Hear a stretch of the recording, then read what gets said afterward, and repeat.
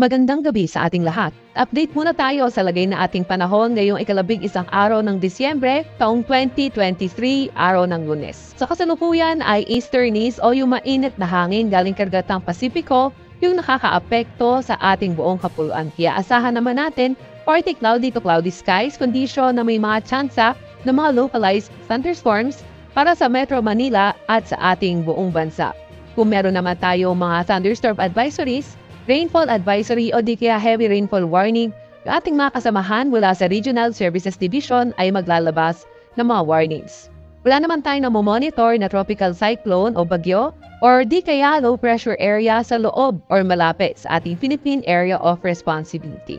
Para naman sa lagay ng panahon bukas for Luzon area, inaasahan nga natin sa Metro Manila at buong Luzon patuloy pa rin yung partly cloudy to cloud skies condition.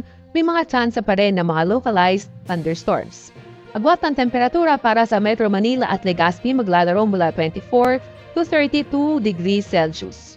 Para naman sa Tagaytay ay 21 to 30 degrees Celsius at sa Baguio ay 16 to 25 degrees Celsius. Para naman sa agwat ng temperatura sa Maylawag, 25 to 32 degrees Celsius, 25 to 33 degrees Celsius naman para sa Tugigaraw area.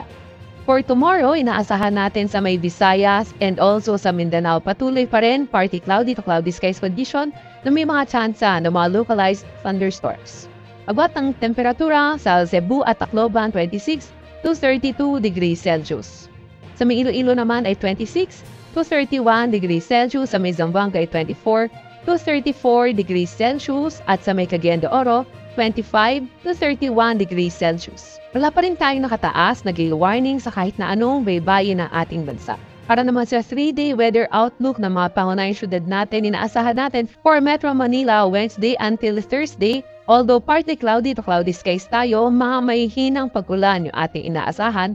Pero pagdating naman ng Friday, December 15, posible na nga yung mga thunderstorms. Agwat ang temperatura sa Metro Manila sa susunod na 3 araw maglalaro mula 23 to 32 degrees Celsius. Sa may Baguio naman, inaasahan natin Wednesday, Thursday, and also Friday. Patuloy yung partly cloudy to cloudy skies, pero may hinang pag-ulan lamang yung ating inaasahan.